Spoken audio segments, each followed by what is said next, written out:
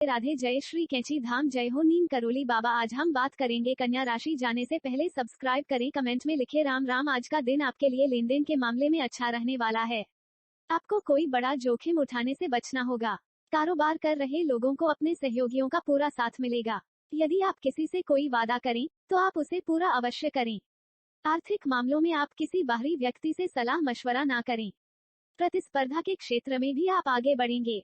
ननिहाल पक्ष के लोगों से आपकी किसी बात को लेकर बहसबाजी हो सकती है। कन्या राशि के जातकों के लिए ये सप्ताह शुभता और सौभाग्य लिए हुए है। सप्ताह की शुरुआत में आपको पूर्व में किए गए किसी काम के लिए सम्मानित किया जा सकता है। कार्यक्षेत्र में सीनियर आपके काम की तारीफ करते हुए नजर आएंगे। इस दौरान आपको कोई बड़ी जिम्मेदारी भी मिल सकती है। व्यवसाय की दृष्टि से यह सप्ताह आपके लिए पूरी तरह से अनुकूल है। बाजार में आई तेजी का आप लाभ उठाने में आप कामयाब रहेंगे। बाजार में आपकी साख भी बढ़ेगी। यदि आप लंबे समय से अपने कारोबार का विस्तार करने की सोच रहे थे तो आपकी यह कामना पूरी होती नजर आएगी। सप्ताह के उत्तरार्ध में सुख सुविधा से जुड़ी कोई बड़ी चीज का क्रय कर सकते हैं, जिससे आपके घर में खुशियों का माहौल रहेगा। जो लोग अपनी नौकरी में बदलाव की सोच रहे थे उन्हें सप्ताह के अंत में किसी बड़ी जगह से आफा आ सकता है। प्रेम संबंध प्रगाढ़ होंगे। लव पार्टनर के साथ हंसी खुशी पल बिताने के अवसर प्राप्त होंगे। वैवाहिक जीवन सुखमय बना रहेगा। कन्या राशि को सभी राशियों में सुंदर राशि और सुंदरता की कद्र करने वाली राशि माना जाता है। इसका कारण यह है कि इस राशि का प्रतिनिधित्व एक कन्या करती है। इस राशि के जातकों की खूबी है कि ये हर काम को खूबसूरती से पूरा करते हैं। इस राशि का जातक महिला हो या पुरुष, किसी बात को ये मन में दब कर रखना बहुत अच्छी तरह जानते हैं। स्वच्छता के अति आग्रही और हर कार्य को व्यवस्थापूर्ण करना इनकी विशेषता होती है। वर्ष की शुरुआत में शनि का कुंभ राशि में गोचर आपके करियर के मामले में अच्छा साबित होगा। प्रतिस्पर्धा में आपको विजय मिलेगी। व्यापारी वर्ग के लिए वर्ष की शुरुआत बहुत बढ़िया रहेगी और आप इसको आगे बढ़ाते जाएंगे। राशि से सप्तम भाव में स्वग्रही बृहस्पति अप्रैल तक कुछ नया करने में आपके लिए सहायक होंगे, उसमें लाभ प्राप्त होगा। कुछ नए संपर्कों से आपको लाभ मिलेगा। राहु और केतु इसमें आपके लिए सहायक होंगे या संपर्क बाहर विदेश से भी हो सकते हैं। इन संपर्कों से व्यापार में उन्नति होगी।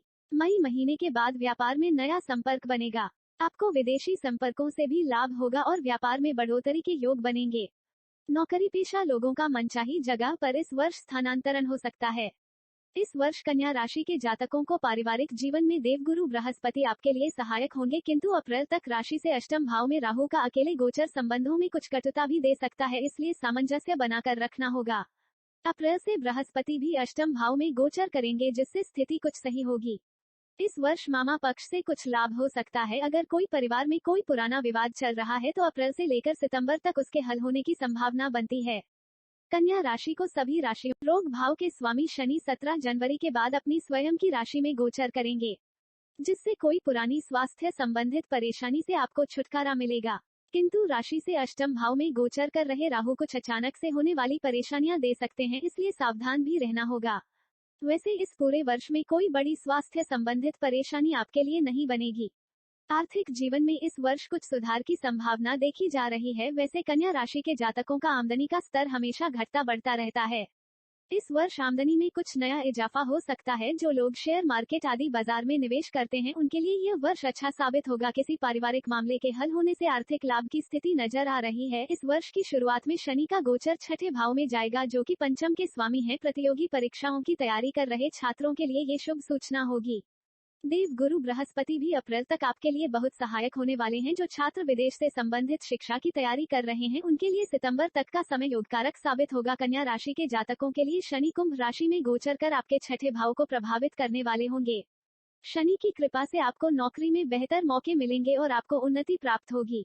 अप्रैल अंत तक गुरु का गोचर सप्तम भाव से होगा, जो कि पारिवारिक और वैवाहिक जीवन के लिए अनुकूल रहेगा। लेकिन 22 अप्रैल के बाद गुरु मेष राशि में प्रवेश कर राहु के साथ गुरु चांडाल दोष का निर्माण करेंगे।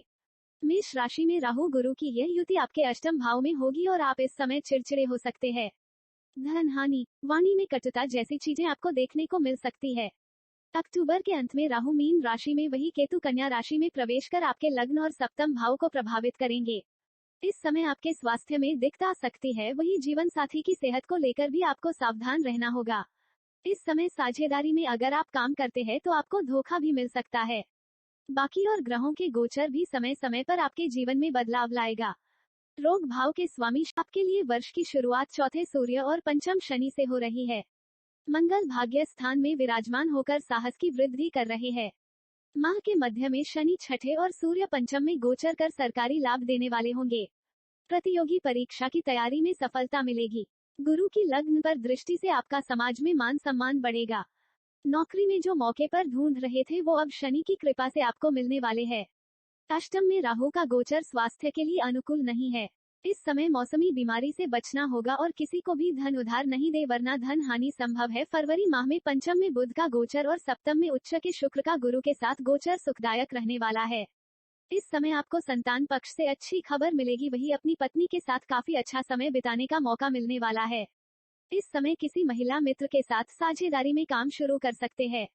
सूर्य का छठे भाव में शनि का गोचर लोहे, मशीन और कबाड़ का काम करने वालों को मालामाल करने वाला होगा। इस समय आपको रेस्टोरेंट से जुड़े स्टार्टअप में निवेश करना चाहिए।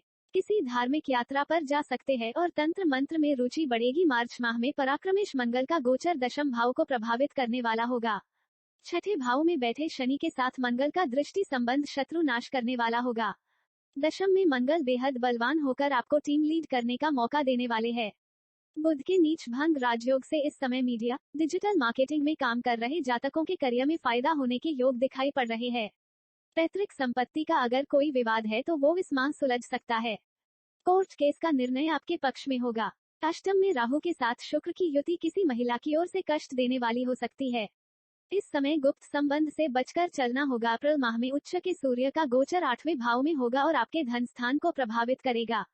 इस समय मेष राशि में सूर्य, राहु, बुध की युति दुर्घटना का कारण बन सकती है। इस समय सूर्य राहु ग्रहण योग के कारण आपको आकस्मिक धन हानि भी हो सकती है। धन भाव में केतु का गोचर इस समय वाणी को कड़वी कर सकता है, जो कि कुटुंब में कलह का कारण बन सकता है। हालांकि भाग्य में स्वराशि के शुक्र कार्य को गति को अटकने नहीं देंगे। आपकी पत्नी इस समय आपकी सहायक सिद्ध होगी। माह के अंत में गुरु 22 अप्रैल को मीन राशि से मेष राशि में संचरण करेंगे और आठवें भाव में गुरु चांडाल दोष का निर्माण होगा, जिससे कि आपको कष्ट उठाना पड़ सकता है। मई का माह आपको बेहद परेशान करने वाला है।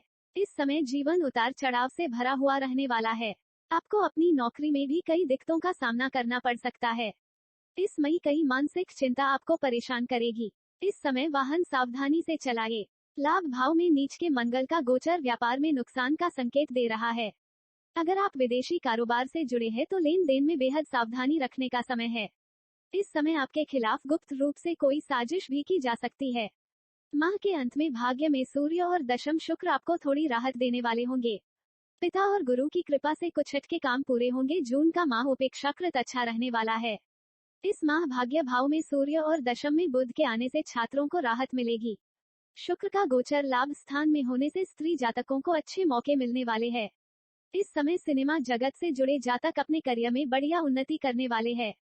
सूर्य का गोचर इस समय आपको सरकारी पक्ष से लाभ दिलाने वाला होगा। कार्यस्थल पर आप बढ़िया प्रदर्शन करने वाले होंगे। इस समय युवा जातकों के प्रेम प्रस्ताव को स्वीकार किया जा सकता है। आपके वैवाहिक जीवन में इस समय रोमांस चरम पर होगा। यौन सुख की तीव्र इच्छा प्रेमी की ओर आपको आकर्षित करेगी।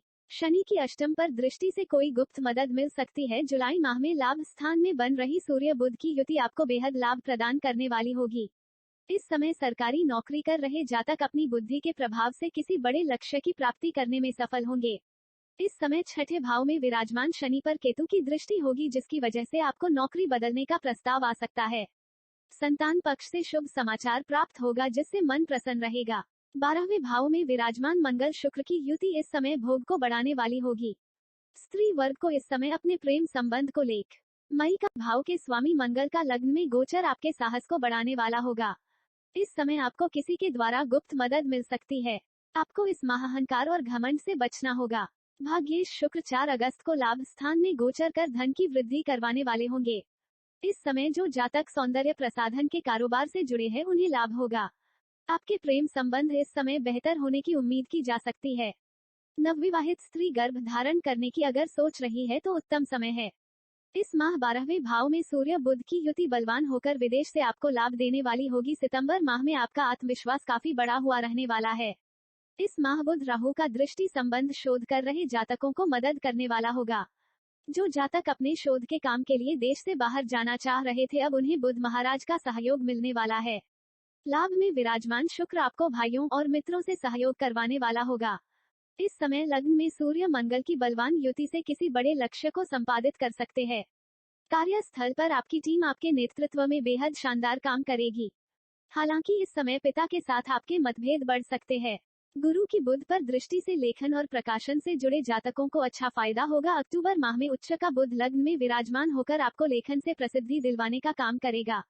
इस समय प्रतियोगी परीक्षा की तैयारी कर रहे जातकों को बेहद शुभ परिणाम मिलने की उम्मीद है। माह मध्य में आप अपने खर्चों को लेकर थोड़ा परेशान हो सकते हैं, क्योंकि धन भाव में केतु की युति कुछ समय के लिए नीच के सूर्य के साथ होने वाली है। इस समय आपको अपने व्यापार में नुकसान उठाना पड़ सकता है। आपको सलाह दी जाती है कि इस समय किसी को धन उधार नहीं दे। किसी कोर्ट केस में आपको जबरदस्ती फंसाया जा सकता है। भाग्येश शुक्र के 12वें भाव में जाने से खर्च बढ़ेंगे। किसी महिला मित्र को आप उनकी पसंद का तोहफा भी दे सकते हैं। अक्टूबर माह के अंत में राहु आपके 8वें भाव से निकलकर सप्तम भाव यानी पत्नी और साझेदारी के भाव में विराजमान होंगे। वही केतु धन भाव से निकलकर आपके लग्न में विराजमान होंगे।